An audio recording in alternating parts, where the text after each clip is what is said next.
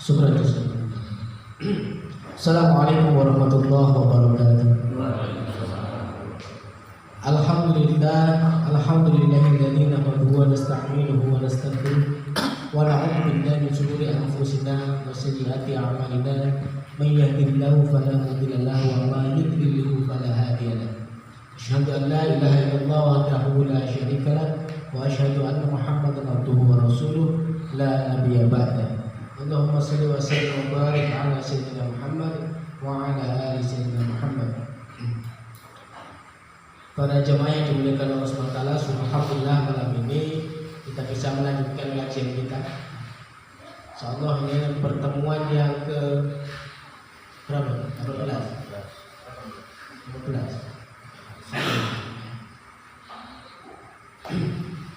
Ya, tema pada malam hari ini adalah menyibak ghosawul fikri. Kalau di undangannya itu mewaspadai serangan pemikiran barat. Jadi sebenarnya sama ya. Jadi kalau bahasanya ghosawul fikri, perang pemikiran, invasi pemikiran. Jadi kalau minggu kemarin materinya agak ringan, ya kita selingi yang agak berat-berat dikit. Biar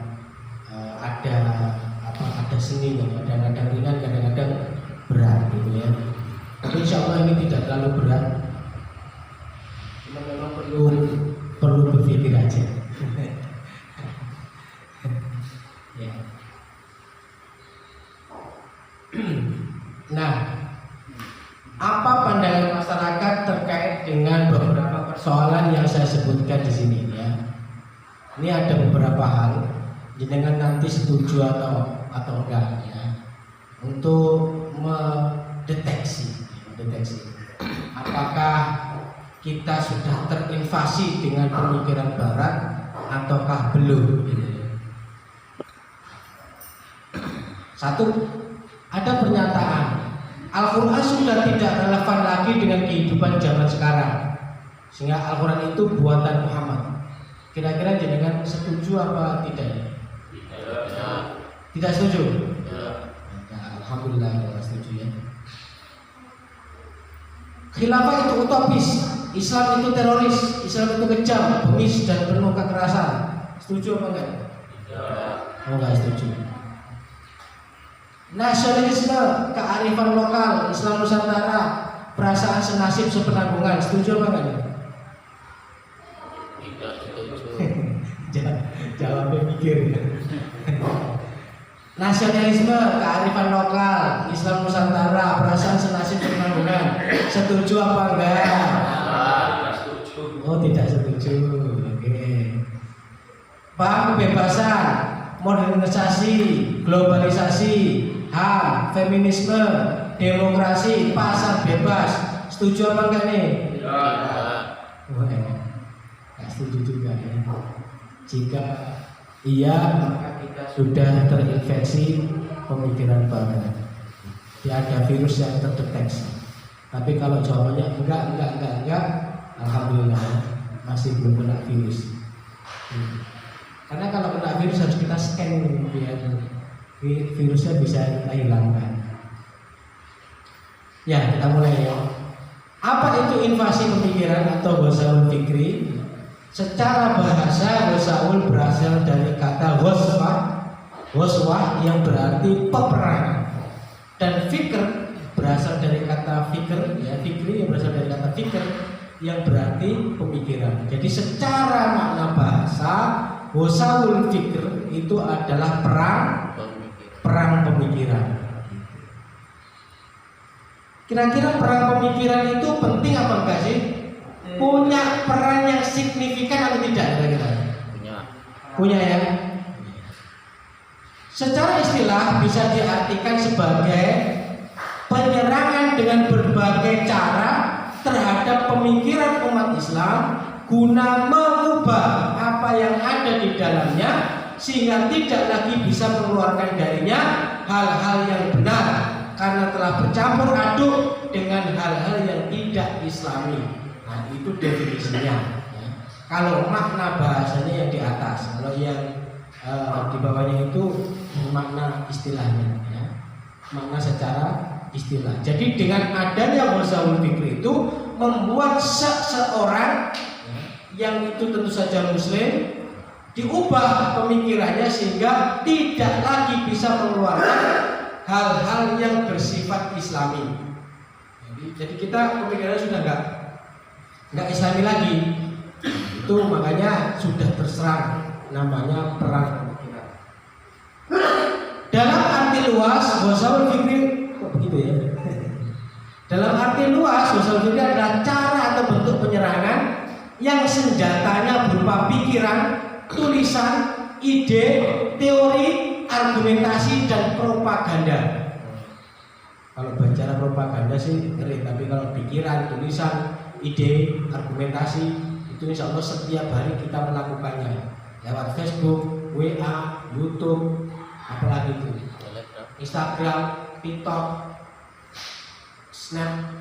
Snapchat dan yang lainnya, gitu ya. Ini sejarahnya.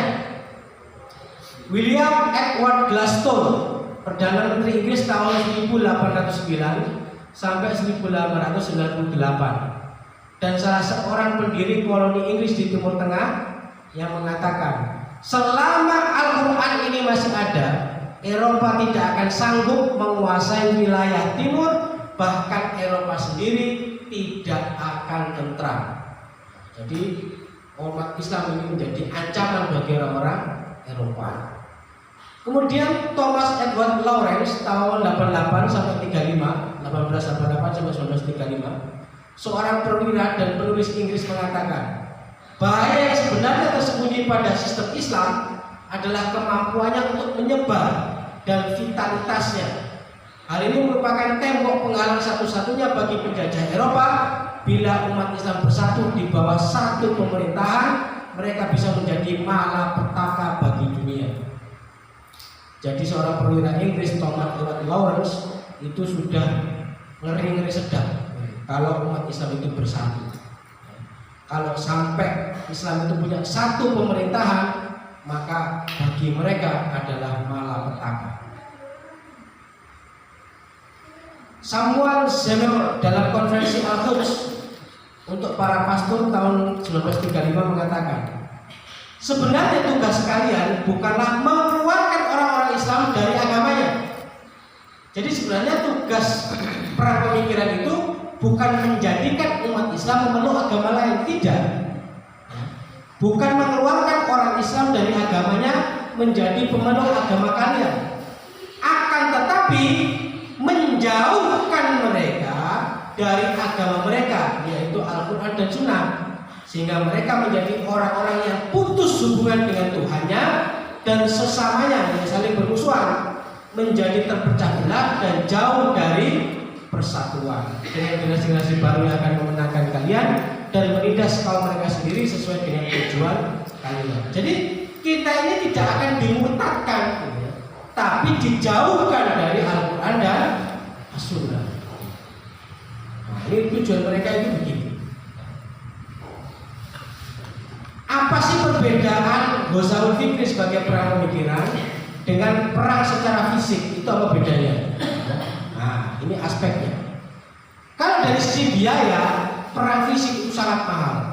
Beli drone, tank, jet tempur, belum tentara yang dikirimkan, belum logistik yang dikirimkan, ya, belum satelitnya.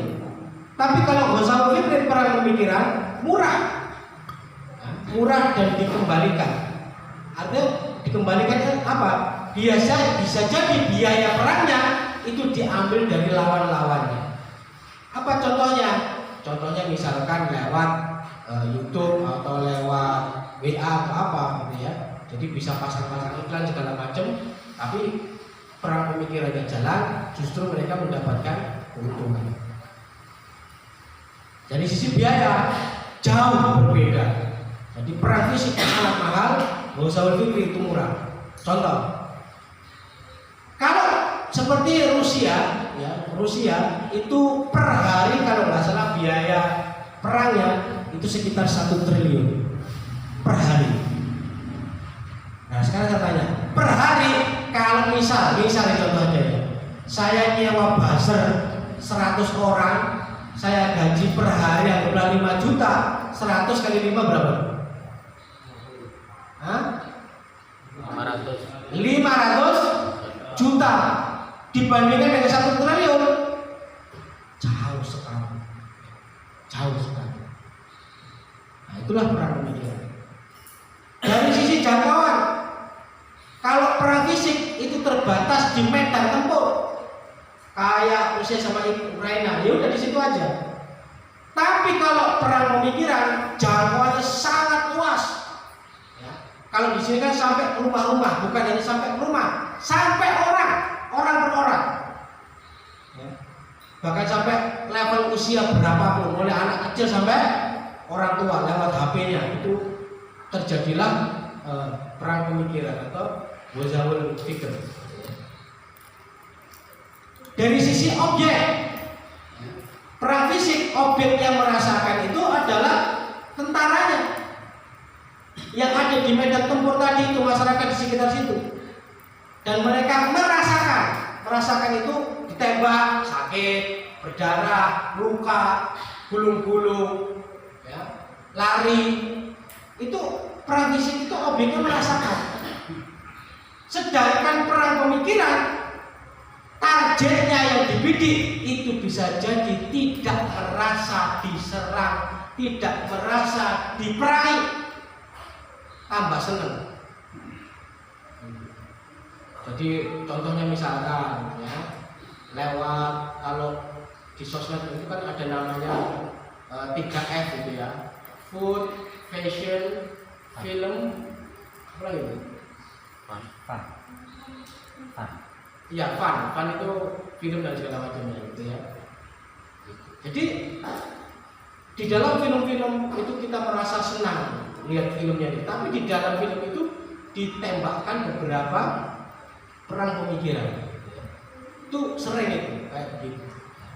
Amerika bikin film ya untuk menyerang umat Islam di Irak, itu pernah terjadi, merusak pemikiran kita. Dan kita sama sekali tidak merasa diserang gitu. Kenapa? Karena frame-nya kita merasa melihat film.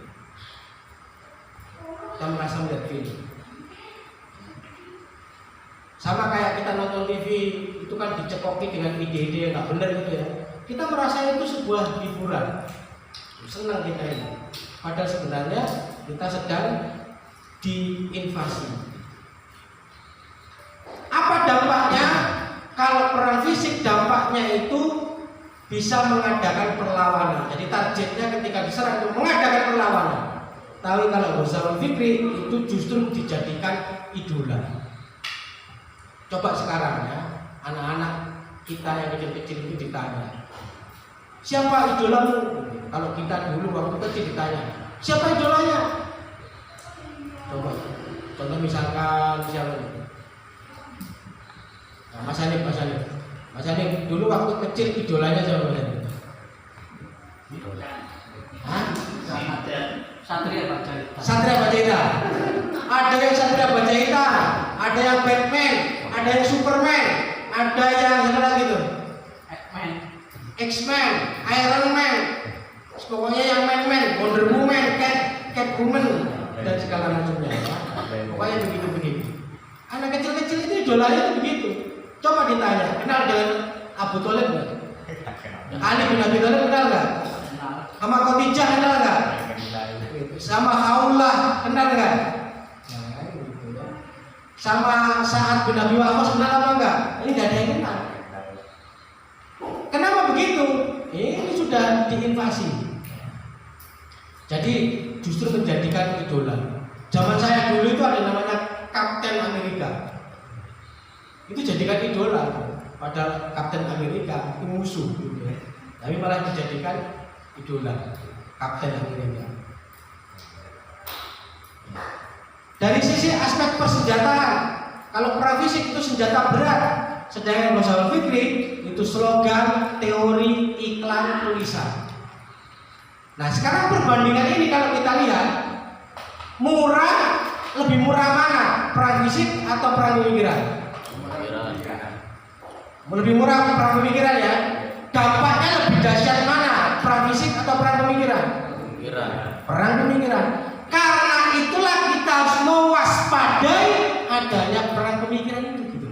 Kenapa? Karena ini dampaknya dasar luar biasa ini. Dampaknya kepada keluarga kita, saudara-saudara kita itu luar biasa ya. Nah, sekarang sasaran invasi pemikiran Ghazawul Fikri itu siapa sih?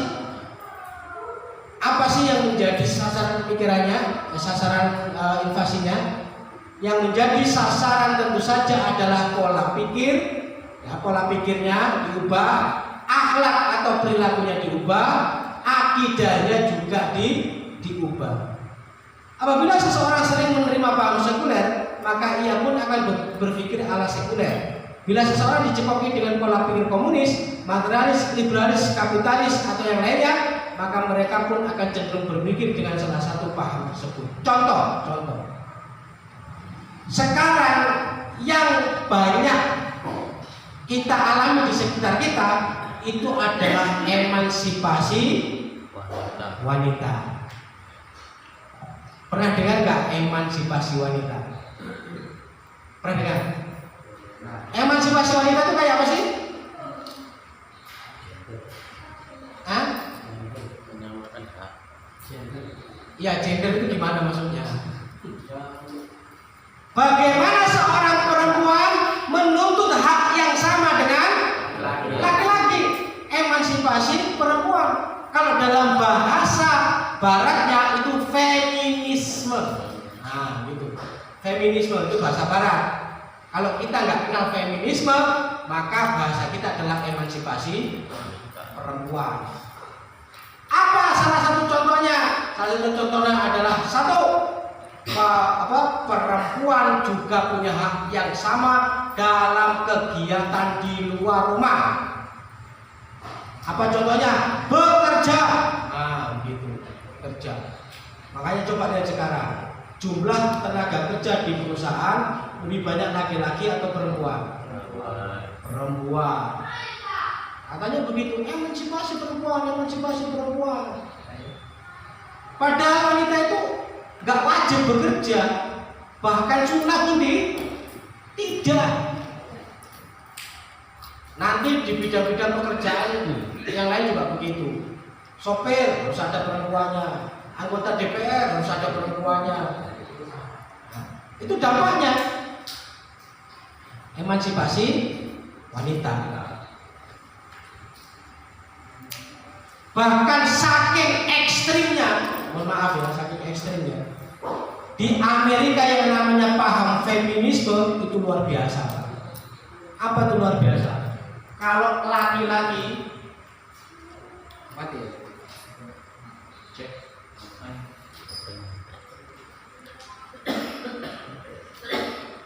Mati dulu.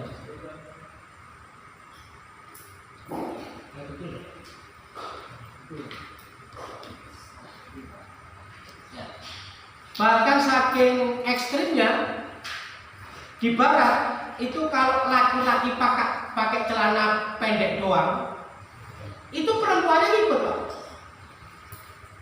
Pakai celana pendek doang, buka dada, buka kaki. Apa pengennya mereka? Mereka menuntut apa? Tadi menuntut feminisme, kesetaraan hak antara laki-laki dan perempuan. Gak bener loh kayaknya.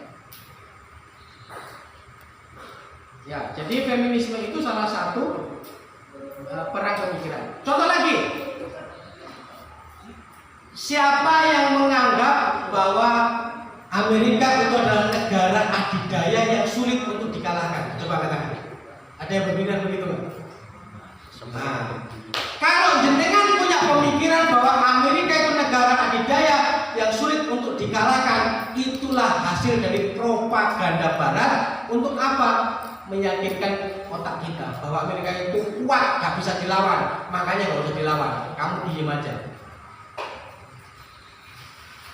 Makanya mereka itu membangun bagaimana tentaranya dicitrakan, bagaimana kekuasaannya dicitrakan. Apa tujuannya? Orang umat Islam itu takut sama Amerika karena senjatanya. Seperti kita disampaikan berita-berita tentang Yahudi itu, bagaimana senjatanya Yahudi, teknologinya Yahudi segala macam. Ghazawul Fikri Pak, itu perang pemikiran yang mungkin luput dari pemikiran kita. Sehingga kita meyakini, wah sulit nandingin Amerika, berarti kamu sudah terinvasi serangan pemikiran Barat. Amerika itu negara besar, gak mungkin kita bisa melawannya, berarti pemikiran kita sudah terserang. Wah, kalau ngaji jangan radikal-radikal. Kalau dengan ngomong radikal berarti sudah terinvasi pemikirannya oleh pemikiran Barat. Takut terhadap agamanya sendiri, takut ngaji, takut ngomong tentang khilafah, takut ngomong tentang terorisme, takut ngomong dengan dengan jihad. Itu berarti otak kita itu sudah terinvasi oleh pemikiran Barat. Bagaimana sih metode invasi pemikiran Barat itu? Ada 3 ya. Yang pertama adalah tasydid. Apa itu tasydid? Menimbulkan keraguan-raguan dan pendangkalan dalam jiwa kaum muslimin terhadap agamanya. Yang menjadi sasaran utama dalam metode ini adalah validitas sumber-sumber hukum Islam, yaitu Al-Quran dan hadis. Berbagai teori bohong diungkapkan oleh para orientalis untuk menimbulkan keraguan-raguan akan kebenaran wahyu Allah. Mereka menuduh bahwa isi Al-Quran sudah tidak rasional agar kaum muslimin tidak lagi mengkajinya. Contoh, ada pernyataan bahwa Al-Quran itu sudah tidak relevan. Itu metode tasydid. Apa itu tasydid? Menimbulkan sumber-sumber hukum Islam, itu kita ragu terhadap sumber hukum Islam, itu dilakukan. Itu namanya tasydid. Dengan Al-Quran kita ragu, kenapa? Sudah tidak relevan katanya. Terus dikatakan Islam itu dari Barat, dari Arab, bukan dari Allah. Kan sekarang lagi Barat tuh. Islam itu dari Arab. Jadi ini meragukan sumber Islam. Ini metode tasydid ini agar kita ragu. Kalau kita perhatikan nanti setiap 2 bulan 3 bulan sekali pasti ada serangan-serangan pemikiran baru. Sebelumnya itu ada namanya moderasi beragama. Tahu moderasi beragama kan? Ya, karena Islam sudah tidak relevan, maka perlu dimoderasi, perlu dilakukan perubahan. Moderasi beragama itu sekitar 3 bulan 4 bulan yang lalu, namanya moderasi beragama. Sekarang dikatakan bahwa Islam itu berasal dari Arab. Akhirnya kayak mana itu yang imam masjid Amerika itu protes ya. Islam itu bukan berasal dari Arab atau bukan, tapi Islam itu berasal dari Allah Subhanahu wa taala. Jadi kalau kita itu meyakini Pak, Islam itu berasal dari Arab, dari Arabnya, maka konsekuensinya itu apa? Konsekuensinya Islam yang berbau budaya itu boleh diubah, boleh dilakukan sesuai dengan budayanya masing-masing gitu. Nah, itu nanti akan membawa dampak yang sangat besar terhadap ajaran-ajaran Islam. Nah, ini metode tasydid. Jadi hati-hati kalau ada orang yang meragukan Al-Quran, meragukan As-Sunnah, itu hati-hati. Itu metode tasydid. Kita perhatikan itu tokoh-tokoh itu kalau di YouTube, di TV itu ya kita perhatikan ya. Kalau di TV nggak tahu ya, sekarang kan TV analog sudah mulai dimatikan itu. Di rumahnya sudah punya TV digital atau belum? Belum ya? Nggak bisa menangkap siaran nanti ya. Lihatnya YouTube terus. Ya. Ini metode yang pertama itu tasydid. Ya. Contohnya lagi, pada tahun 1927 seorang pendeta Kristen asal Irak dan guru besar di Universitas Birmingham Inggris mengumumkan bahwa sudah tiba saatnya sekarang untuk melakukan kritik teks terhadap Al-Quran sebagaimana telah kita lakukan terhadap kitab suci Yahudi yang berbahasa Ibrani dan kitab suci Kristen yang berbahasa Yunani. Jadi memang diubah Pak, isi kitab-kitab itu diubah, itu tujuan mereka itu begitu. Di Islam, saya informasikan ya, di Islam kalau merubah teks Al-Qur'annya itu ada beberapa kejadian. Ya, beberapa kejadian. Meskipun itu ketahuan juga. Kemudian kalau sampai sulit mengubah teks Al-Qur'annya, para orientalis barat itu sudah sampai pada mengubah kaidah usul fikih. Hukum Islam itu berasal dari fikih. Fikih lahir dari usul fikih. Nek usul fikih gak bener Pak, kok produk hukumnya salah. Salah satu contohnya apa? Salah satu contohnya ini. Ada satu kaidah usul fikih yang ini salah, tapi dipegang oleh umat Islam. Apa itu? Pada dasarnya semua perbuatan yang dilakukan manusia itu boleh kecuali ada dalil yang melarang. Jadi kita melakukan perbuatan apapun kata mereka itu boleh, asalkan tidak dilarang oleh Al-Quran. Jadi kalau ada dalil Al-Quran yang melarang perbuatan, maka perbuatan itu tok sing dilarang, liyane boleh. Tuh, ini kok salah Ustaz Haris? Iya salah, kaidah usul fikih yang salah. Yang benar itu hukum asal benda. Jadi pada dasarnya semua benda di dunia ini itu hukumnya mubah, boleh. Boleh apa? Boleh dimakan, boleh digunakan. Kecuali yang dilarang oleh hukum syara. Semuanya boleh dimakan. Yang nggak boleh apa Ustaz? Anjing, daging anjing, mohon maaf ya anjing, daging anjing, babi, terus binatang buas yang bercakap dan segala macamnya itu nggak boleh. Terus yang binatang yang disembelih tanpa menyebut nama Allah. Selain itu boleh nggak? Pada dasarnya boleh. Atau makanan yang mengandung alkohol itu nggak boleh. Ya alkohol maksudnya nggak boleh. Jadi kalau jenengan ini terkait dengan nanya misalkan, Ustaz, mohon maaf ini yang sering ada di sini kan begitu ya. Apa hukumnya rokok Ustaz? Benda mubah boleh. Jadi tembakau dihisap boleh nggak? Boleh. Kenapa nggak dilarang? Karena apa? Nggak ada dalil yang melarangnya. Harus ada dalil. Kalau mengharamkannya harus ada dalilnya. Karena nggak ada dalilnya, boleh. Rokok, hisap boleh. Ngerokoknya Ustaz? Nah, kalau ngerokoknya hukumnya adalah makruh. Kok makruh Ustaz? Iya.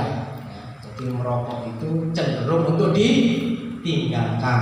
Jadi kalau lagi merokok, orang di sebelahnya itu merasa terganggu, maka wajib saat itu juga rokoknya dimatikan. Karena kalau nggak dimatikan, hukumnya sudah haram karena dosa mengganggu orang lain.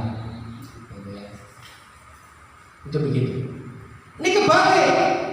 Kalau hukum asal perbuatan manusia itu terikat dengan hukum syara. Apa konsekuensinya? Konsekuensinya adalah ketika manusia akan melakukan satu tindakan perbuatan yang akan dia lakukan, harus ada dalil yang membolehkannya. Kalau tidak boleh dia melakukan tindakan atau perbuatan tersebut. Itu kaidah usul fikihnya. Jadi setiap perbuatan manusia terikat dengan hukum syara. Jadi melakukan tindakan apapun itu harus ada dalilnya. Beda dengan tadi, semua perbuatan itu boleh asalkan tidak ada dalil yang melarangnya. Wah, dipakai akhirnya banyaklah aktivitas ekonomi yang ribawi.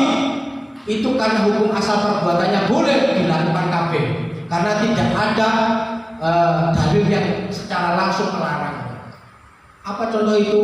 Leasing, asuransi, apalagi itu pegadaian, perbankan, apa mana itu? Harus pakai lah pokoknya. Gitu. Ada sekitar 13 muamalah modern itu ya, itu banyak sekali. Ya, nanti kapan-kapan kita bahas satu persatu ya. Nah, kita jadi kalau Al-Qur'annya tidak bisa diubah, kaidah usulnya diubah, dan itu banyak sekali yang sudah diubah. Kaidah usul itu banyak sekali. Sehingga apa? Teloran hukum atau hasil produk hukumnya itu banyak yang menyimpang. Ya. Itu tahap yang pertama, itu tasydid. Bagi para orientalis, isnad tahu isnad ya? Isnad sanad tahu. Ya. Itu tidak penting karena itu riwayat yang sat, yang ragu-ragu, yang ini remang-remang boleh saja dianggap sahih, yang boleh saja menjadi mutawatir dan masyhur, dan yang cacat disamakan dengan yang sempurna. Jadi kalau sanadnya itu tidak penting, perawinya nggak penting. Barat itu kan begitu ya. Jadi barat itu kalau mau menggunakan teori, mereka itu nggak pakai sanad itu nggak perlu ya. Pokoknya katanya sopo itu diambil, katanya sopo itu diambil. Yang penting berdasarkan kajian ilmiah, beres. Siapa yang mengatakan itu nggak penting. Tapi kalau bagi Islam ada dua, yang meriwayatkan, yang berbicara itu penting, dan yang kedua isinya juga penting.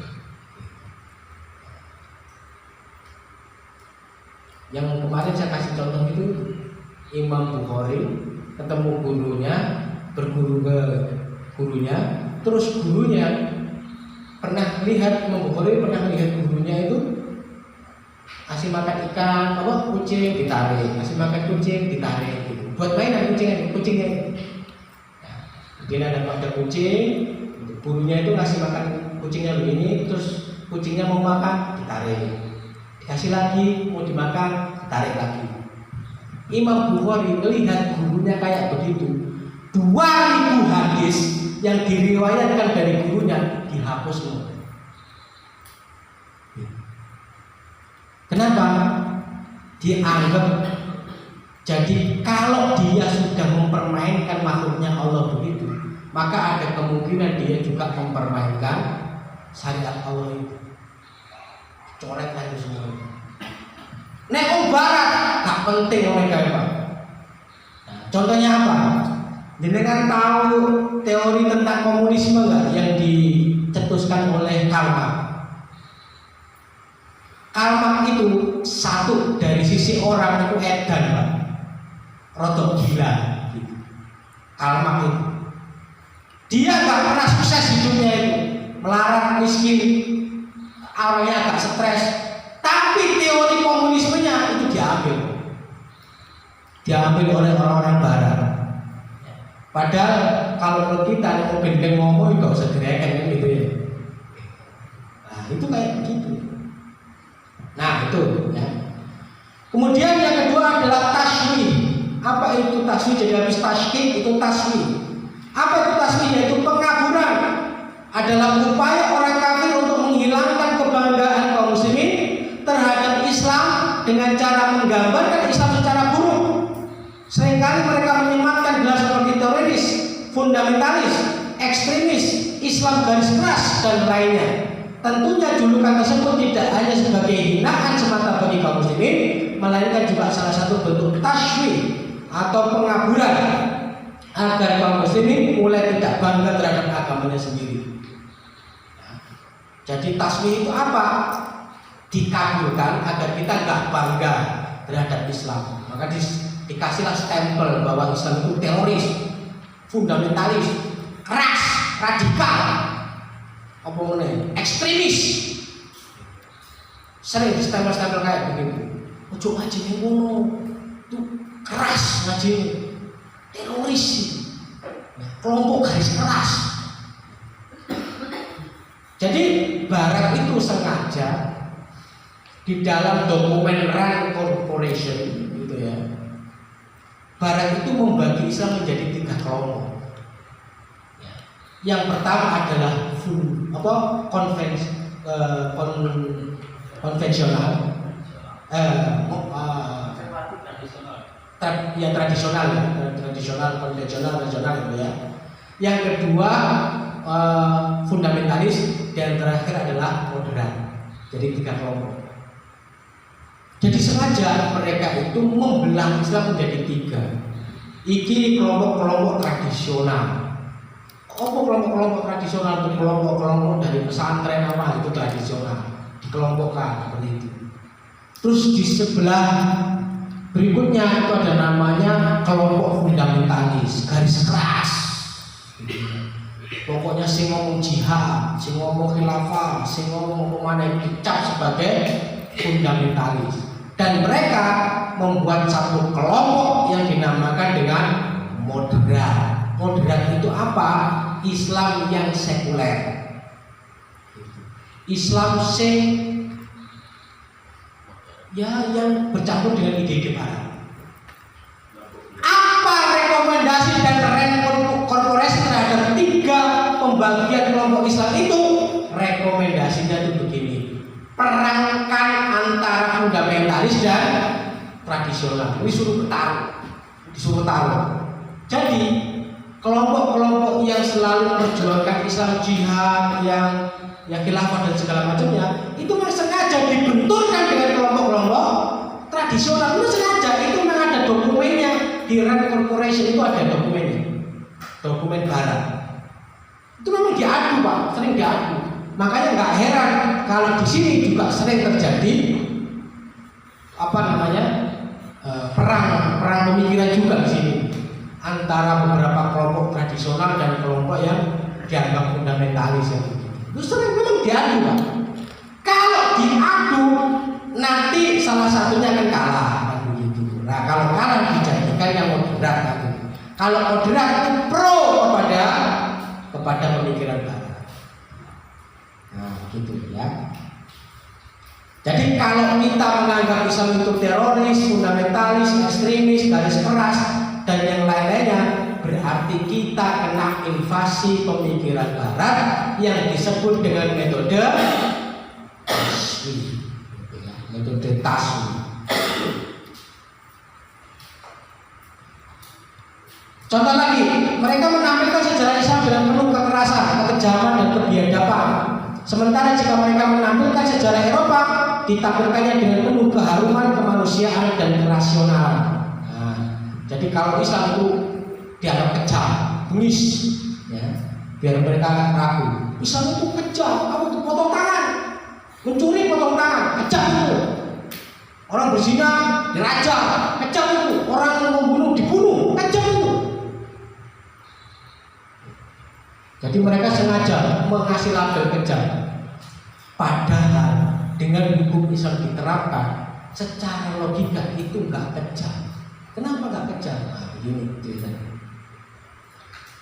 Hukum potong tangan itu dilakukan kepada orang yang mencuri atau yang tidak mencuri. Yang mencuri apa yang tidak mencuri? Yang mencuri. Jadi yang mencuri perlu takut dipotong tangannya itu tidak? Ya enggak. Nek gak mencuri kan gak perlu takut Pak. Ya. Sing takut adalah pencuri. Satu. Yang kedua, Islam itu nggak langsung main potong tangan Pak. Kenapa?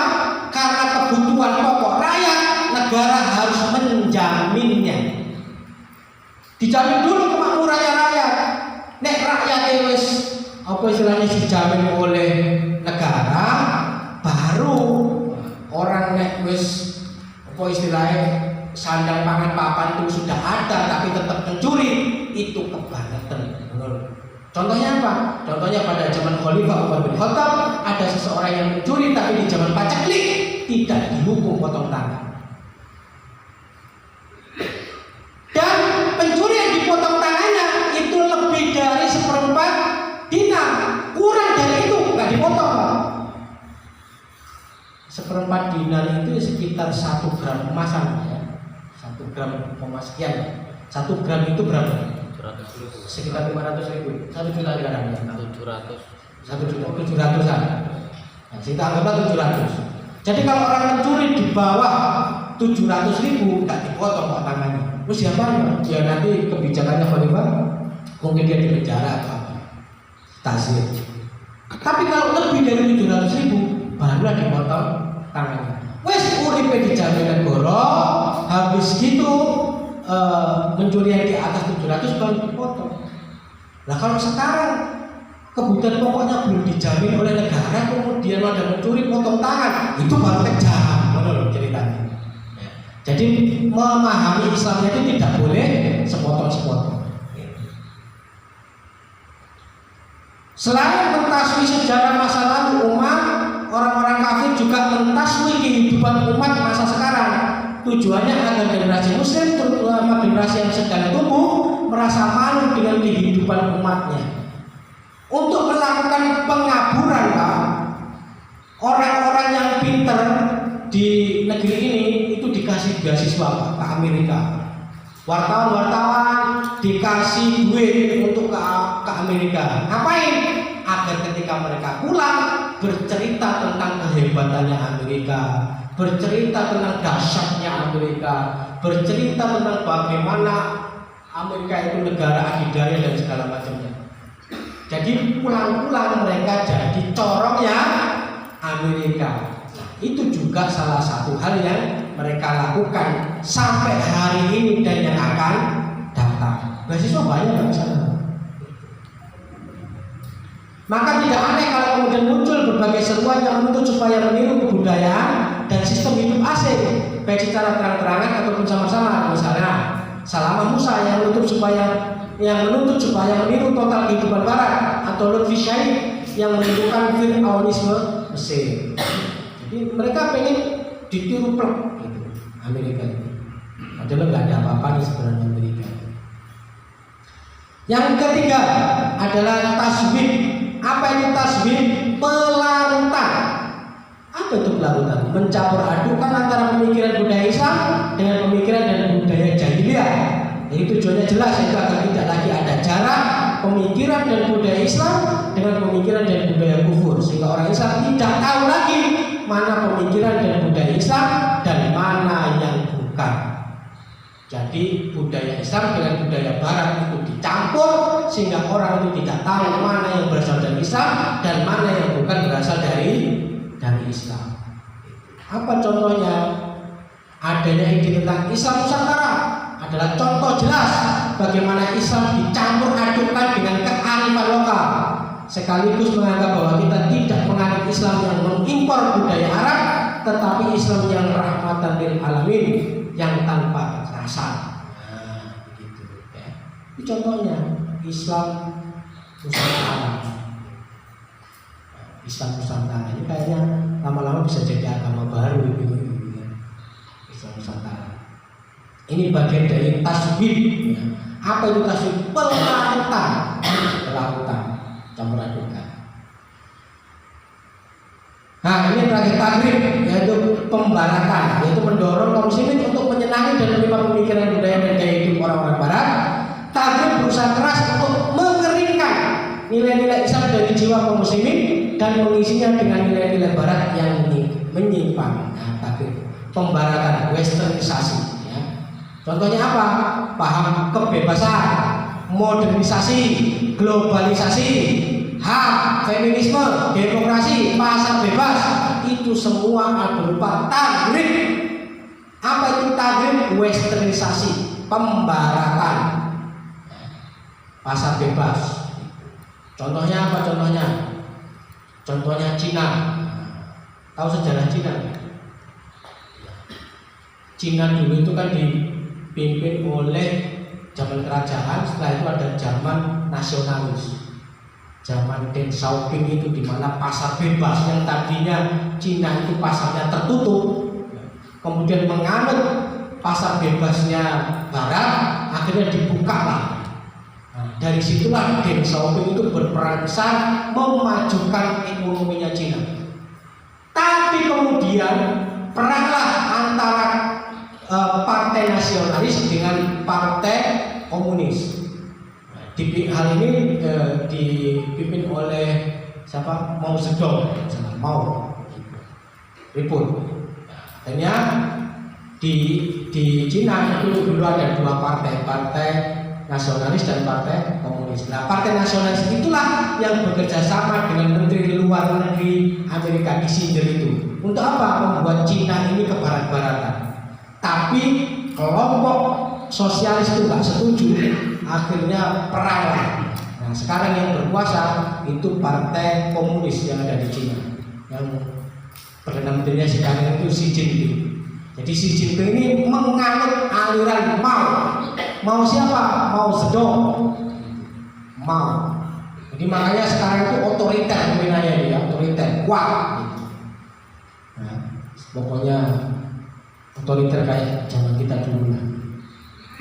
Ini salah satu contoh takrim ya, dari kebarat kita berusaha untuk dibaratkan melalui apa? Paham kebebasan, modernisasi, globalisasi, hak, feminisme, demokrasi, pasar bebas, nah, semua itu. Orang-orang kafir menggunakan usul antara lain satu, penyebaran paham sekulerisme, pemisahan antara agama dan kehidupan. Jadi kalau masalah ibadah harus ibadah wae, nggak usah ngurusi politik, nggak usah ngurusi liane. Itu nggak boleh kayak begitu. Islam itu mengatur semuanya. Jadi agama yang ada di masjid, yang ada di rumah, yang ada di jalan, yang dimanapun tidak boleh dipisahkan. Kalau kita memisahkan berarti sudah kena paham sekulerisme. Menyebarkan paham nasionalisme adalah paham yang meletakkan nation atau negara atau suku bangsa di atas segala-galanya. Nasionalisme seperti sekarang. Jadi kalau ada saudara kita yang di Palestina itu tertindas, teraniaya karena kita bukan bangsa Palestina, maka apa? Kita nggak peduli sama mereka. Itu karena nasionalisme yang mengikat kita. Ikatan nasionalisme. Itu kan Palestina, itu kan Irak, itu kan bukan kita. Itu saudara kita. Sesama umat Islam itu bersaudara. Kalau kita berpikir bukan negara sana, berarti sekat nasionalisme itu sudah merasuki pemikiran kita. Yang ketiga adalah perubahan politik. Pada umumnya perubahan politik ini diiringi dengan penyerbuan sistem politik sekuler dan mendesak sistem politik Islam. Jadi ada namanya politik identitas, kata mereka itu begitu. Jadi nggak boleh nih memasukkan agama dalam politik, itu nggak boleh. Ya. Makanya partai-partai yang berbasis agama itu dikecilkan, dikucilkan. Maka banyak partai yang tadinya itu Islam menganggap apa? Semangatnya itulah semangat Islam, tapi saat ini sudah berubah haluan. 4. Perubahan sosial, misalnya dalam upaya menghancurkan tatanan masyarakat Islam dari dirusaknya hubungan pria wanita, sistem pernikahan, sistem keluarga, pendidikan, sampai sistem kerja, semua dirontokkan dan diubah. Hubungan pria dan wanita, apa itu? Ya tadi kesetaraan gender, emansipasi wanita itu sudah dirusak. Kemudian sistem pernikahan. Sistem pernikahan beda agama itu sudah dirusak juga semuanya. Sistem keluarga, KDRT juga begitu. Jadi kalau laki-laki nabuk perempuan itu KDRT, Pak. Jenengan bisa dipenjara. Kalau dalam Islam boleh apa enggak? Boleh, Pak. KDRT apa enggak, Pak? Enggak. Dimunculkanlah undang-undang KDRT. Ini merubah sistem kekeluargaan kita. Gitu.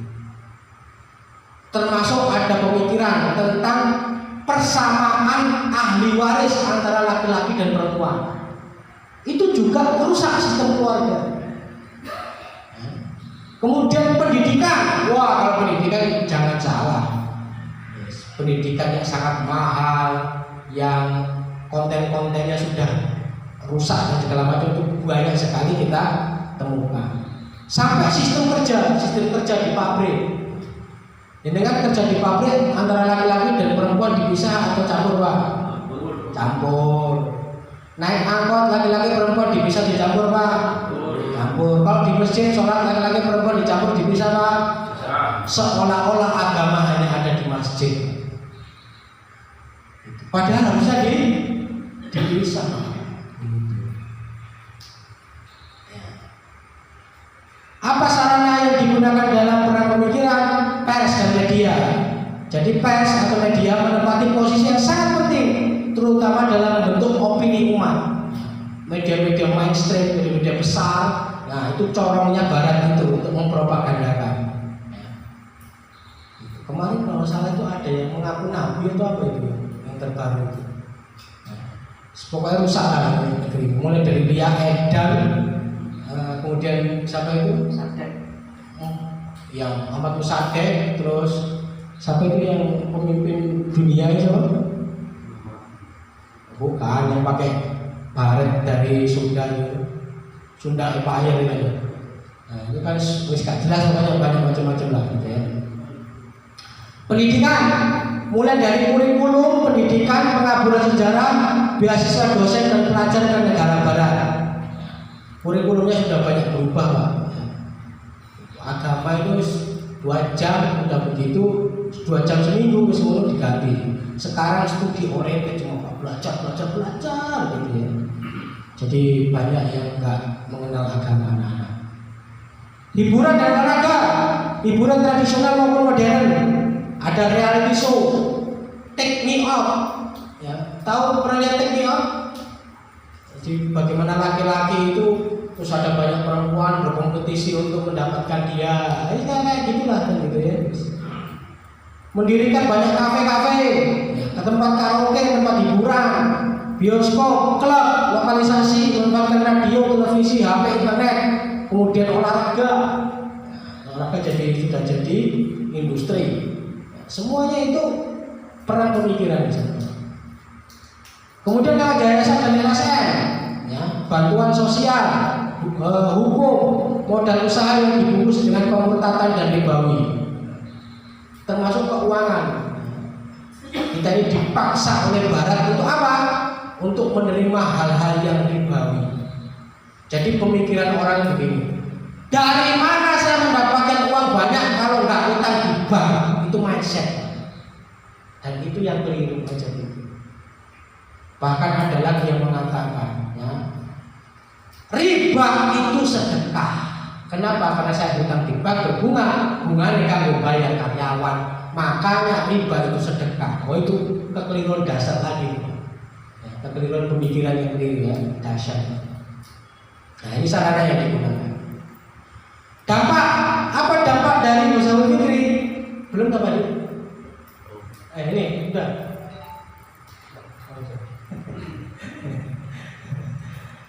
Pak, nggak usah dipoto kalau dengan kerso, mau bawa flashdisk di sini nanti tak kopikan. Dampak dari Ghazali Fikri itu apa dampaknya?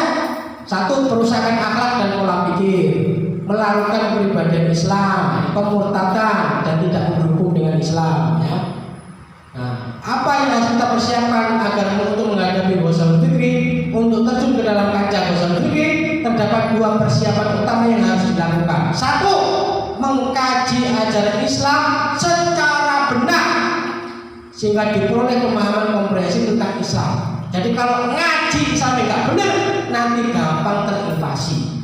Maka perlu ngaji Pak. Ngaji kayak begini harus rutin terus Pak. Setiap Sabtu datang ngajak temennya. Karena teman-temannya yang kena invasi pemikiran Barat itu bisa sadar kalau di sini bisa memahami dengan baik dia sedang jadi target atau bukan. Gitu ya. Yang kedua, mengkaji juga ide-ide kufur. Harus dikaji juga ide-ide kufur. Apa tujuannya? Yang akan menjadi sasaran serangan kita dalam Ghazali Fikri, khususnya sosialisme, demokrasi, sekulerisme, beserta segala ide dan paham yang menjadi derivat dari keduanya atau turunan dari keduanya, misalnya demokrasi, pluralisme, nasionalisme, dialog antar agama, globalisasi, privatisasi, feminisasi, relativisme dan seterusnya, banyak banget ya. Jadi mengkaji ajaran Islam dan juga perlu mengkaji ide-ide Barat. Biar kita tahu, oh Barat ini kayak begini caranya. Biar kita tidak gampang di sana. Yang penting untuk kita lakukan adalah apa? Istiqomah. Artinya teguh pendirian dan tetap meyakini Islam sebagai cara hidup. Ya. Rasulullah SAW bersabda, sesungguhnya di belakang kalian akan ada hari-hari yang memerlukan kesabaran. Kesabaran pada hari-hari itu bagaikan memegang bara api. Namun bagi orang yang mengamalkan, pada hari-hari itu akan mendapat pahala 50 orang yang mengamalkan semisal ajaran itu. Ada yang bertanya, wahai Rasulullah, apakah maksudnya mendapat 50 pahala dari orang di kalangan mereka? Rasulullah SAW menjawab, tidak, bukan dari kalangan mereka, tapi mendapatkan 50 pahala dari orang di antara kalian. Sahabat itu orang yang sungguh luar biasa, dahsyat. Dari sisi keimanan nggak perlu kita ragukan. Dari sisi jaminan mereka masuk surga nggak kita ragukan. Tapi apa? Kita bisa mendapatkan pahala 50 kali lipat lebih besar daripada pahala para sahabat yang dijamin masuk surga itu. Keren apa enggak?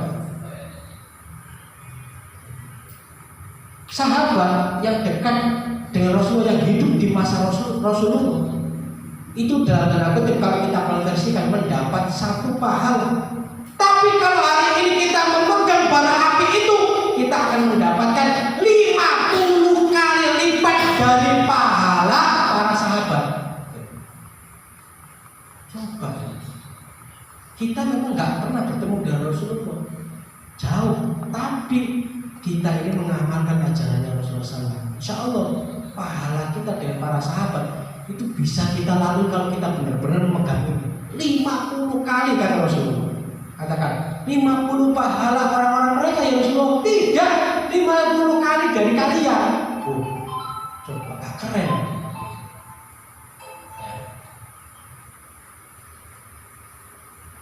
Kemudian Rasulullah SAW juga bersabda, perhatikanlah sesungguhnya roda Islam akan berputar, maka berputarlah bersama Islam di mana saja Islam itu berada. Ketahuilah sesungguhnya Al-Quran dan kekuasaan akan terpisah, maka janganlah kamu memisahkan diri dari Al-Quran.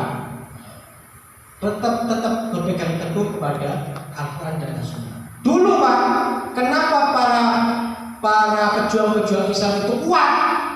Karena di tangan mereka itu Al-Quran, di tangan kiri mereka itu bahasa Arab. Makanya apa? Makanya mereka itu menjadi pejuang-pejuang yang tangguh. Sekarang Al-Quran bukan di tangan kanan kita, Pak.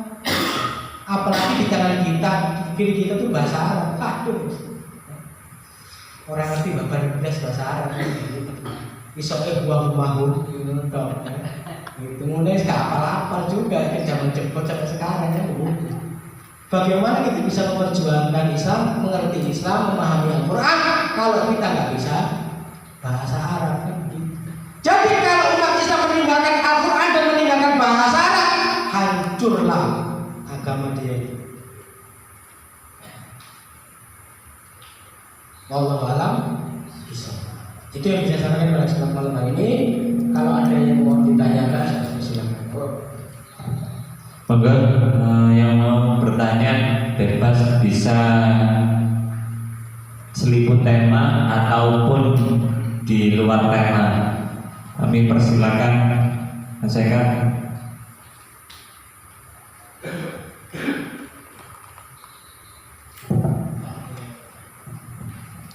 Assalamualaikum warahmatullahi wabarakatuh. Ustaz mau tanya tentang Islam rahmatan lil alamin. Kita kan di Indonesia ini mayoritas negara Islam.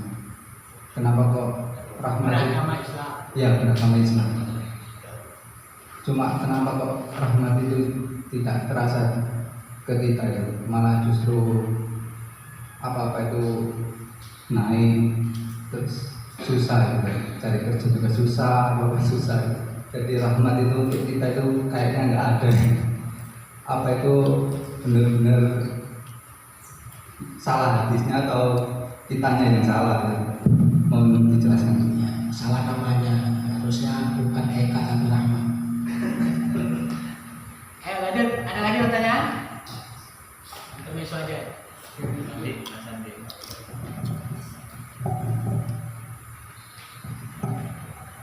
Assalamualaikum warahmatullahi wabarakatuh.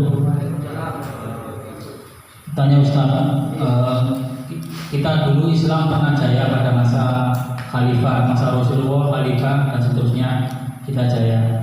Kemudian sampai untuk terakhir khilafah Turki Ustaz. Itu apa? Kenapa? Kelemahan apa yang mudah dimasuki oleh musuh-musuh Islam? Itu aja Ustaz. Ada lagi? Jawab dulu.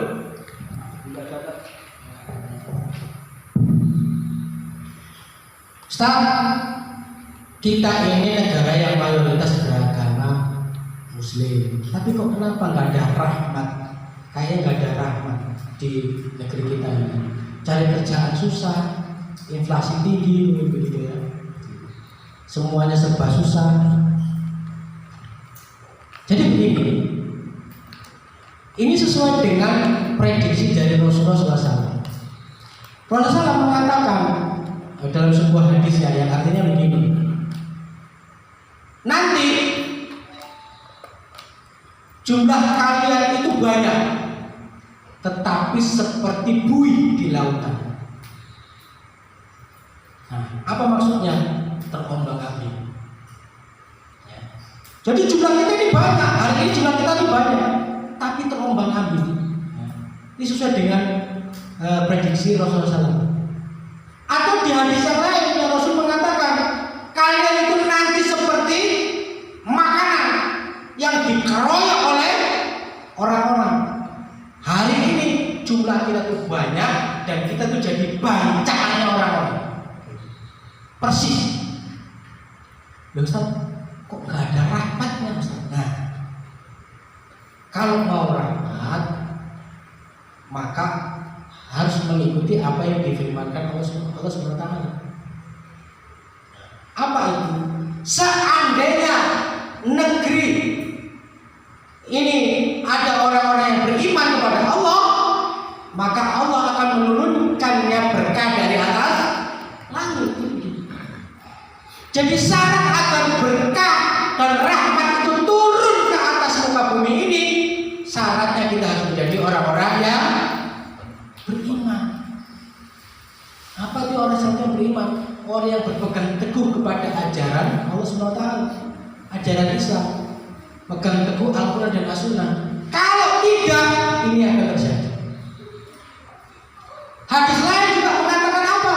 Mengatakan bahwasanya ketika zina dan riba sudah merajalela di sebuah negeri, maka tunggulah Allah akan menurunkan azab. Hari ini Pak, riba, prostitusi itu sudah merajalela. Jadi kalau azab itu datang, banjir, gempa, gunung meletus dan segala macam, itu bagian dari azab buat orang-orang yang beriman.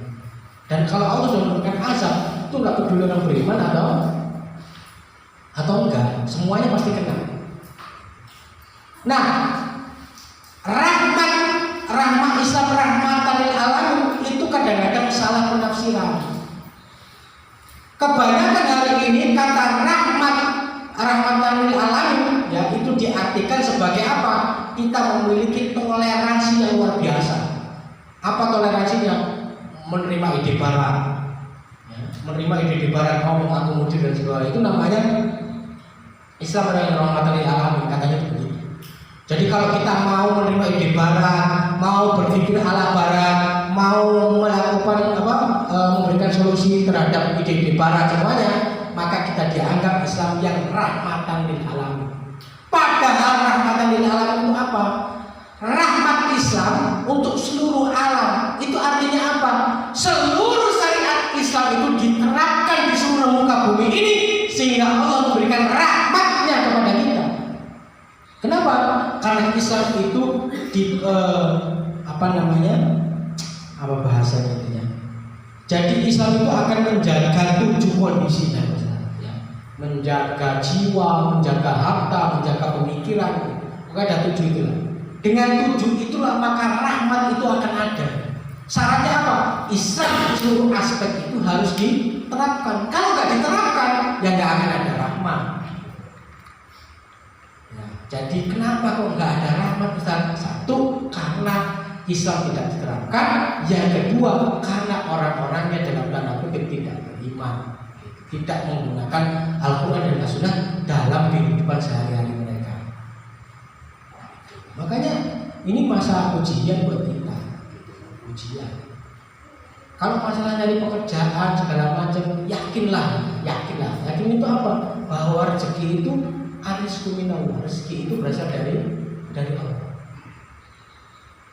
Saya sering menyampaikan, rezeki itu dalam bahasa Arab, rezeki itu maknanya itu aktor. Apa itu? Pemberian. Apapun yang diberikan Allah kepada kita, itulah rezeki. Rezeki itu ada yang halal, ada yang haram. Rezeki itu ada yang baik, ada yang enggak baik. Apa itu enggak baik? Sakit. Itu rezeki juga, tapi enggak baik. Ada rezeki yang haram, ada berjudi, uangnya banyak, rezeki juga, tapi yang haram. Ada yang halal juga, ada yang halal juga rezeki. Jadi rezeki itu pemberian. Kalau pemberian, ya yakin aja. Kalau kita yakin kepada Allah, mendekatkan diri kepada Allah, insya Allah pasti dibantu oleh Allah. Pasti dibantu oleh Allah. Kadang-kadang kita mikirkan begini, pola pikir kita itu punya duit yang banyak. Sekarang saya tanya, duit yang banyak itu dipakai untuk apa sih? Ustaz, biar bisa makan enak. Orang makan enak nggak harus duitnya banyak. Ustadz itu kalau diundang kondangan mulai dikasih berkatan, makan enak, wakai itu gak perlu yang namanya kerja, nggak perlu ngumpulin duit banyak, gak perlu. Bisa jadi akikoan tiap hari diundang-undang, tiap hari makan enak itu sate gulai terus itu. Sedangkan di satu sisi jenengan kerja dari hari Senin sampai hari Sabtu selama 1 bulan punya gajian, begitu gajian dibelikan sate sama gulai.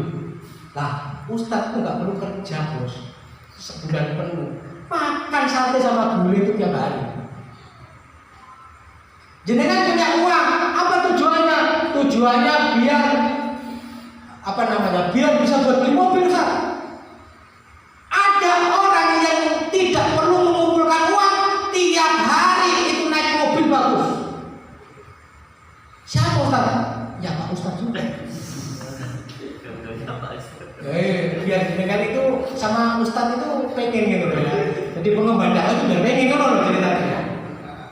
Coba bayangkan, saya punya Ustadz, ya, saya ini jadi pendamping bisnis keliling Indonesia yang berhasil mengumpulkan uang bisa-bisanya buat apa? Beli mobil. Beli mobil apa? Outlander. Ustadz saya itu nggak pernah keliling dunia yang saya mondok di sana, itu nggak pernah keliling dunia. Itu ada pondok di Banten sana itu Ustadz Yasin Mutohar itu pesantrennya apa namanya? Itu dalam berapa hari beliau itu sudah pegang mobil Foxy baru. Aku kerja siang malam keliling Indonesia tuku duit untuk beli mobil. Beliau gak kerja, mobilnya Foxy baru. Enakan beliau daripada saya kan gitu. Jadi Ustadz, kenapa Ustadz itu dekat sama Allah makanya ditolong oleh Allah? Tak, saya pengen tidur di rumah yang mewah tak. Aduh, ngapain kita susah? Ustadz itu bisa tiap hari bisa tidur di tempat yang mewah. Kenapa? Undang ceramah nginep di hotel. Rumahnya juga semua dilayani, pengen makan diantarin, pengen apa juga tersedia. Ada yang masakin, baju ada yang laundry. Kurang apa coba? Punya duit tak banyak untuk jalan-jalan. Aduh, Ustadz itu bisa jalan-jalan tiap bulan, tiap tahun ini bisa jalan-jalan. Kemana? Satu jalan-jalannya ke Wali Songo. Umroh tuh bisa 3 bulan sekali, 2 bulan sekali pergi umroh. Jenengan yang kerja mati-matian itu belum tentu setahun bisa umroh. Ustadz gak kerja itu bisa 2 bulan, 3 bulan sekali umroh. Apa contohnya? Contohnya saya dulu itu pernah punya bisnis umroh. Saya punya karyawan itu ustadz saya. Saya nggak berangkat umroh, yang berangkat umroh itu staf saya, itu ustaz saya kerja, ya kerjanya sama saya. Bosnya nggak iso umroh, beliau sendiri yang umroh nemenin jamaah segala macam. Waktu itu memang saya disuruh berangkat, atau dulu aja berangkat. Akhirnya yang berangkat beliau terus beberapa kali umroh nemenin jamaah ya, beliau. Bayar nggak? Gratis. Jenengan umroh, ngumpulin duit 30 juta, 25 juta, 26 juta, baru umroh. Ustaz, tak perlu ngumpulin, justru bisa umroh, dibayar, tidur nyaman, parah tenang loh. Makanya paling enak jadi Ustaz. Gitu. Barokahnya Ustaz gitu. Makanya nggak usah mikirin apa istilahnya ya, pekerjaan apa itu enggak. Bahwa jenengan harus bekerja itu iya. Jenengan pengennya penghasilan tetap atau tetap berpenghasilan? Tanya. Penghasilan tetap atau tetap berpenghasilan? Tetap berpenghasilan. Makanya kalau nggak bisa cari kerja, bikin bisnis usaha sendiri kan begitu. Ngapain mikirin? Itu kalau di ITS dulu itu ada spanduk di depan waktu saya zaman kuliah. Selamat datang calon-calon budak kapitalis. Kenapa? Karena habis lulus kuliah itu mereka jadi pegawai. Wah itu coba kalau di muka itu nonjok banget gitu. Ya. 9 dari 10 pintu rezeki itu dari dagang. Jangan kerja kok dagang. Ustaz saya bekerja Ustaz. Iya bekerja dan berdagang. Nek bisnisnya wong akeh, ya kudu pekerjane ra apa-apa. Nek dagange bangkrut balik kerjane.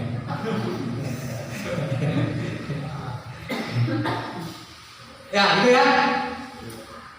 Pertanyaan kedua, Ustaz, apa yang dulu membuat Islam itu jatuh? Jadi kalau dari sisi sejarah, memang Islam itu dahsyat. Apa itu dahsyat? Dulu zaman Rasulullah SAW itu ada namanya daulah Islam. Kemudian di zaman para sahabat ada namanya kekhilafahan.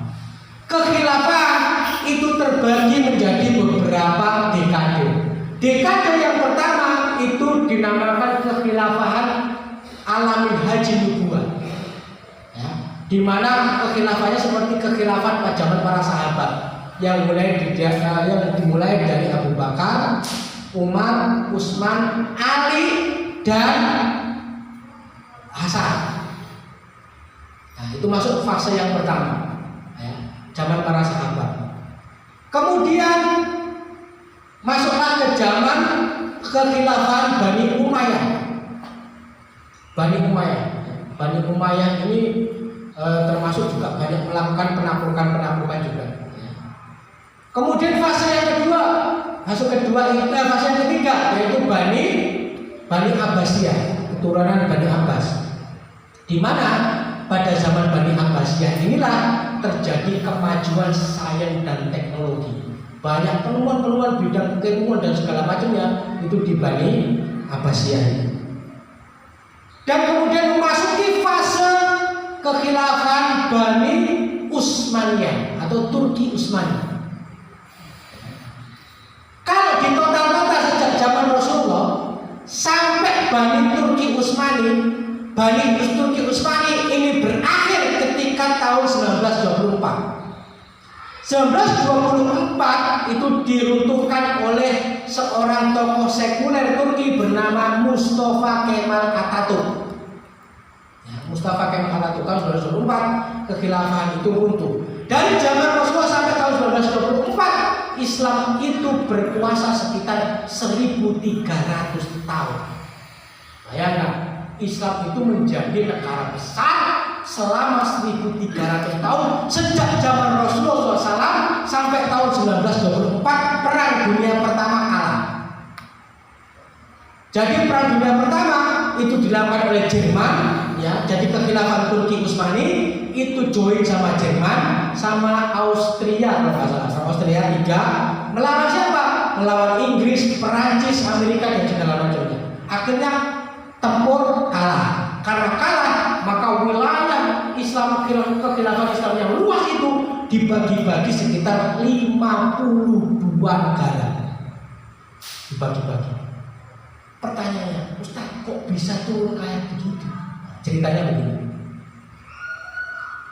Jadi saya sampaikan, zaman kekhilafan dulu banyak para ulama dan segala macam itu Al-Quran di tangan kanan, bahasa Arab di tangan kiri. Itu senjata. Kenapa senjata? Dengan Al-Quran dan bahasa Arab, maka seluruh persoalan-persoalan di dalam Islam itu bisa dipecahkan. Pada akhir sebelum runtuh kekhilafahan di Turki Utsmani, ya, banyak ulama yang mengalami kemunduran pemikiran. Apa salah satu bukti bentuk kemunduran pemikiran? Jadi ulama tidak bisa membuat lagi kitab-kitab baru, tapi mereka bisanya membuat kitab-kitab syarah. Kitab-kitab baru itu seperti apa? Contoh, kalau misalkan Imam Syafi'i itu dalam kitab Al-Um, kitab Al-Maliki ada namanya Al-Muwatta, kan begitu. Nah, zaman ulama-ulama setelah masa akhir pemerintahan Turki Utsmani itu nggak bisa membuat kitab-kitab original, itu sudah nggak bisa, nggak mampu mereka. Mereka mampunya apa? Mampunya membuat syarah kitab-kitab yang original itu, membuat syarah-syarahnya. Jadi kitab ini dibedah dari versi ini, dibedah dari versi ini, dibedah dari versi ini, sehingga nggak mampu memunculkan sesuatu yang original, yang baru, nggak bisa. Hanya syarah saja. Ini bentuk kemunduran pemikiran. Kenapa bentuk kemunduran pemikiran? Karena ditinggalkannya bahasa Arab. Kekhilafan Turki Utsmani itu ada di Turki, dan di sana itu memang tidak menggunakan bahasa Arab, menggunakan bahasa Turki. Ya. Maka terjadi kemunduran, ditinggalkanlah bahasa Arab, jadi kemunduran. Kemunduran para ulama yang dari sisi pemikirannya itu sangat mengkhawatirkan. Kenapa? Karena banyak pendapat mereka yang ulama-ulama ada zaman itu yang berpendapat itu keliru, gitu loh, keliru. Khalifah zaman itu melihat banyak ulama yang berfatwa tapi keliru, berfatwa keliru. Akhirnya apa? Untuk menghindari kekeliruan ulama berfatwa, maka khalifah pada zaman itu menutup pintu ijtihad. Tidak boleh beristihad. Tutup pintu ijtihad. Ketika pintu ijtihad itu ditutup, maka ada persoalan-persoalan baru yang datang di zaman itu tidak mampu diselesaikan. Kenapa? Karena ijtihadnya ditutup. Kan kalau ada sesuatu yang baru, ijtihad, makanya kan begitu. Kalau itu ijtihad ditutup, maka persoalan-persoalan yang baru itu tidak bisa terselesaikan. Ketika tidak mampu terselesaikan, maka mau tidak mau umat Islam menerima apa? Pandangan-pandangan barat itu diterima. Disitulah letak pertama kali masuknya pemikiran barat ke dalam komunitas Islam, dalam pemerintahan Islam. Akhirnya pandangan-pandangan barat itu diadopsi oleh umat Islam, sampai kemudian umat Islam itu semakin jauh dari Al-Quran, dari As-Sunnah, lama-lama terpuruk, selesai. Terjadilah spionase dan segala macamnya, ya, konspirasi untuk menghancurkan daulah khilafah.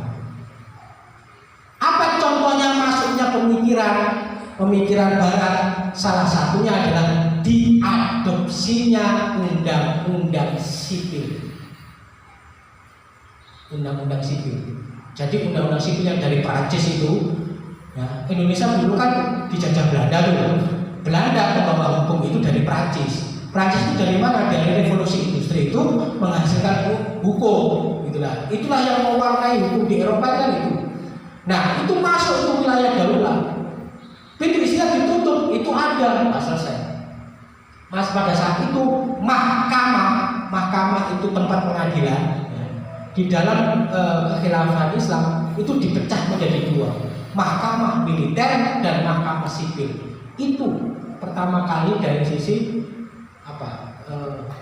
ketidakmampuan khilafah untuk menyelesaikan, ketidakmampuan Islam untuk menyelesaikan karena terjadi penurunan pemikiran, diadopsi.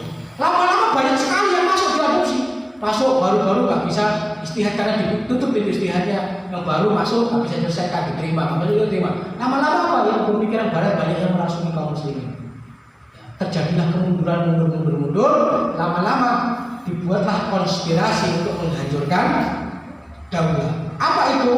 Agen Inggris, agen Yahudi yang bernama Mustafa Kemal Atatürk itu dimasukkan ke dalam tubuh daulah. Dia diangkat seperti seorang pahlawan. Jadi dia dijadikan sebagai panglima militer di perbatasan sana. Nah, sama orang Barat dia itu dianggap perang. Jadi perang boneka, perang-perangan. Tapi Mustafa Kemal menang. Nah, begitu menang namanya masyhur itu. Mustafa Kemal Atatürk yang bisa mengalahkan tentara Inggris. Pada tentara itu ya ketok-ketok aneh gitu.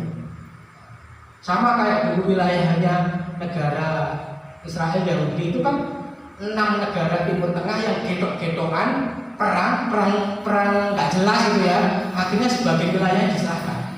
Wilayahnya siapa dijual dikit jadilah negara Israel itu. Nah, Mustafa Kemal Atatürk dulu itu begitu juga, perang sama Inggris di perbatasan Turki sama Inggris. Kalah, Inggris kalah. Menanglah Mustafa. Perang lagi, menang lagi. Lama-lama apa? Namanya naik. Begitu namanya naik, dia jadi tokoh terkenal. Akhirnya dia diluluhkan oleh masyarakat. Begitu diluluhkan masyarakat, jadilah dia pemimpin Turki. Begitu dia pemimpin Turki, hari pertama dia menjadi pemimpin Turki, diketoklah bubarkannya daulah khilafah Islam. Dibubarkan hari itu juga. Tek. Wis hancur langsung saat itu. Makanya Mustafa Kemal Atatürk diazab oleh Allah sampai hari ini makamnya itu bau.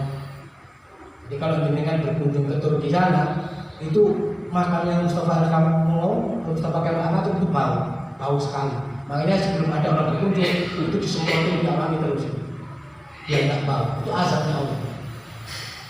Karena apa? Itu tadi membubarkan khilafah. Jadi kalau tanya apa sebab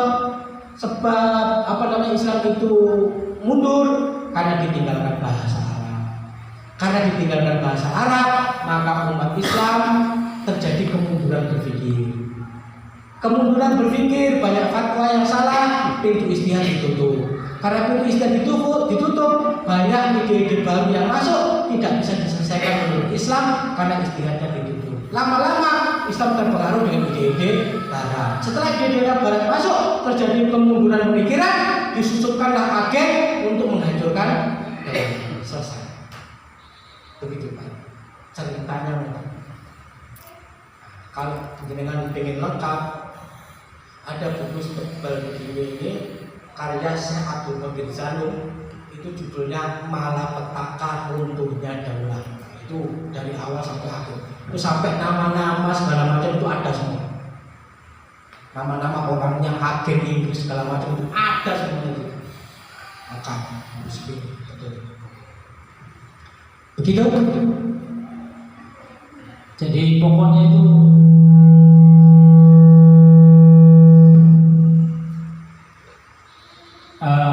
ditinggalkannya bahasa Arab misalnya, masalah pokoknya. Kalau seperti waham, cinta dunia dan takut mati itu apa bagian dari itu Ustaz ini?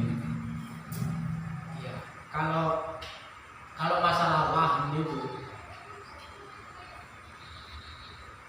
serangan kapitalis itulah yang membuat waham. Kalau dulu waham itu kan jarang sekali di zaman para sahabat, zaman para yang ada juga ada, tapi nggak seperti sekarang. Waham itu apa sih? Waham itu kan cinta dunia takut mati. Kenapa orang cinta dunia? Pertanyaan, kenapa orang cinta dunia? Materi kan begitu. Nah, uang materinya akeh, suge, kaya raya, wedi mati Pak. Nah, itu sudah sunatullahnya itu begitu. Nah, uang suge, duitnya akeh, cepat mati. Wedi, mau mati wedi. Kenapa? Karena nggak bisa menikmati kekayaannya. Beda kalau sama orang miskin, justru nantang. Astaga, ya Allah, miskin saya mencabut, kena nggak apa-apa. Bina nggak sengsara ning donya kan ngono. Makanya orang miskin itu justru natang malah pengen mati. Nek wong sugih itu justru nggak pengen mati. Nah, orang yang banyak uang, sugih segala macam itu tadi kemasukan dari sisi pemahaman apa kapitalisme. Ustaz, apakah zaman dulu itu pemahaman kapitalisme itu tidak ada di zaman para ulama terdahulu? Ada juga yang wahmi itu ada, tetap ada. Tapi dari sekarang itu jumlahnya semakin banyak, semakin masif. Hampir semua orang itu terinfeksi yang namanya penyakit wahmi itu. Tapi dari sisi sejarah Islamnya itu begini, selama ada khalifah yang menjaga akidahnya umat, menjaga agamanya umat, maka Islam itu sudah ada induknya, ada yang melindungi, proteksinya itu ada. Nah, pertanyaannya, ketika tubuh daulah khilafah itu sudah nggak ada, ini seperti anak ayam kehilangan induk, sekarang jaga, itu akhirnya dewe-dewe minta dewe-dewe dan gampang terserang berbagai macam permasalahan. Nah, pertanyaannya, kenapa kok khilafahnya sebagai bentengnya itu kok bisa dihancurkan? Ya salah satunya dari tadi dimasukinya ide-ide barat. Jadi khilafahnya itu sudah tidak mengadopsi seluruh hukum Islam semuanya. Kenapa kok nggak mengadopsi hukum Islam? Karena pintu istihad ditutup. Kenapa pintu istihad ditutup? Karena kemunduran pemikiran ulama saat itu. Kenapa kok ulama saat itu mundur? Karena ditinggalkanlah bahasa Arab. Untuk memahami sekarang ini logikanya, kalau jenengan mau beristihad, bahasa Arab itu mutlak. Mulai dari sastranya, balagoanya segala macam harus tahu, harus menguasai. Gak bisa bahasa Arab, anak mungkin bisa beristihad. Nah kalau ditinggalkan, ya gak bisa. Nah pada saat ditinggalkannya bahasa Arab, terjadi penurunan, ditutuplah pintu istihad. Pintu istihad itu mulai mengadopsi peraturan-peraturan barat. Ketika diadopsi peraturan-peraturan barat, kondisinya semakin lemah, semakin mudah untuk diintervensi. Disusupkanlah agen. Setelah disusupkan agen, buatlah konspirasi untuk menghancurkan daulah itu. Setelah itu mundur. Pada saat itu sebenarnya, setelah khilafah itu tahun 1924 itu dibubarkan oleh Mustafa Kemal Atatürk, tahun 1926 Arab Saudi itu ngundang seluruh umat Islam di dunia untuk konferensi. Konferensi apa? Konferensi khilafah. Bagaimana mereka ingin menegakkan kembali konferensi khilafah yang di Arab Saudi itu. Di Indonesia itu diwakili oleh beberapa ulama. Ada ulama dari Muhammadiyah, ada ulama yang kemudian mendirikan NU itu.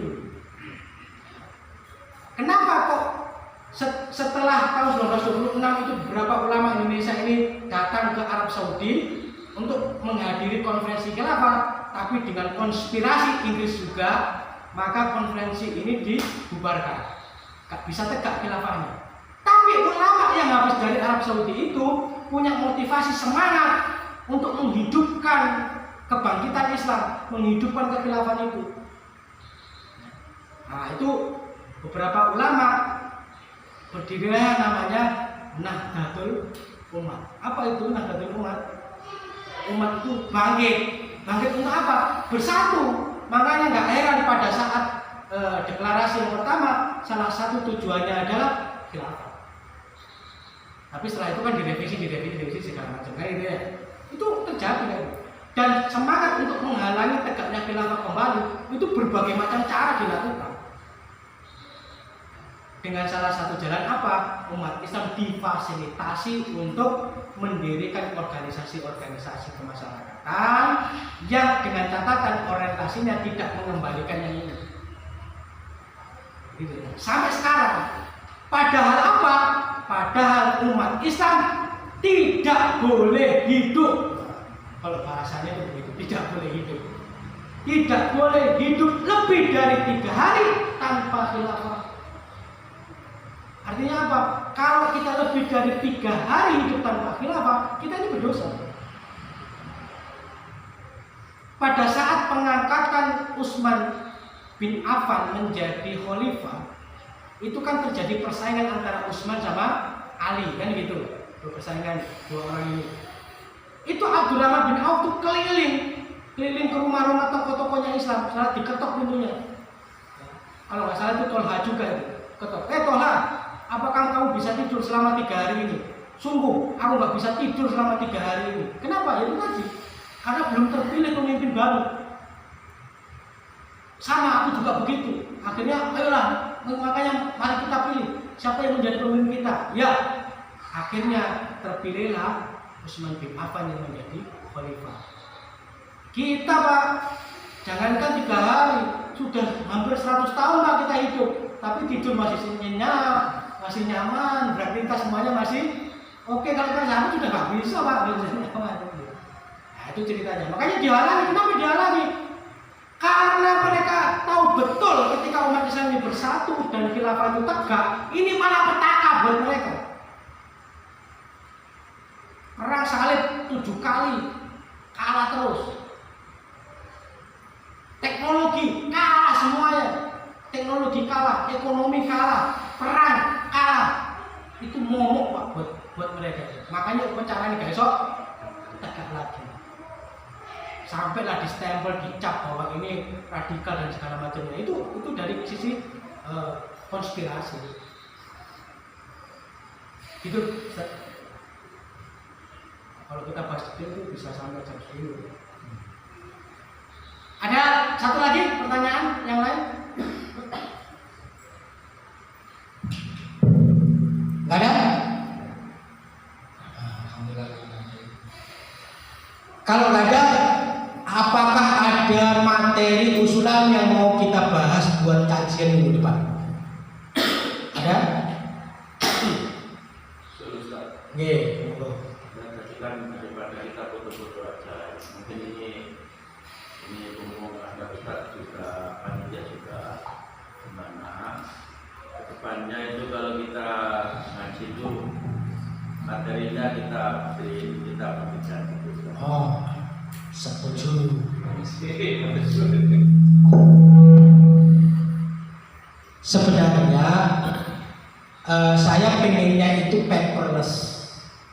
Paperless itu tanpa kertas. Zaman sekarang sudah canggih. Nah kalau sudah canggih itu pakai HP aja. Jadi nggak usah pakai kertas. Tapi kalau dengan perso pengen kertas, mungkin ada coret-coretan atau apa di dalamnya, ya, nggak apa-apa. Ini saya usulkan ke Pak Bagus biar minggu depan itu di print begitu. Nah, di print 1 lembar mungkin ada 3-4 slide gitu ya. Nanti ada catatannya dibagi-bagikan. Oh, silakan. Tapi kalau jenengan pengen ngopi materinya, kalau ngaji begini itu bawa flash disk. Kayak Ustadz Irwan ini, Pak Irwan ini biasanya bawa flash disk. Itu kalau saya selesai, minta materinya, ngopi. Atau kalau enggak, dibikinkan grup, nanti di post, atau di-upload di grup gitu. Jadi saya upload di grup, jebret, wes kabeh nongko. Milih yang mana? Flash disk, upload di grup, atau dicetak? Pilih semua.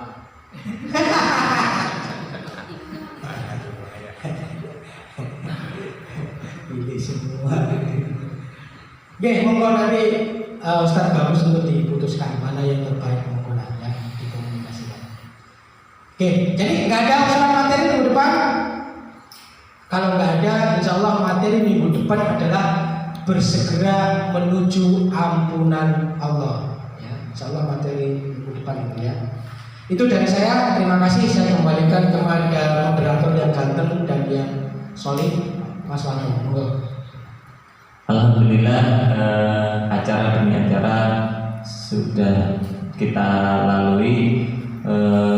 Jangan lupa setiap pekan Sabtu di Rosa Syariah ini akan terus dilakukan sampai akhir hayat insya Allah. Semoga istiqomah semua dan semoga semangat semua. Ya mungkin pas tema hari ini lumayan berat ini, banyak yang baru saja. Insya Allah besok dicarikan tema yang lebih ringan sedikit. Oke, dari saya sebagai panitia mohon maaf yang sebesar-besarnya jika ada kekurangannya, kami mohon maaf.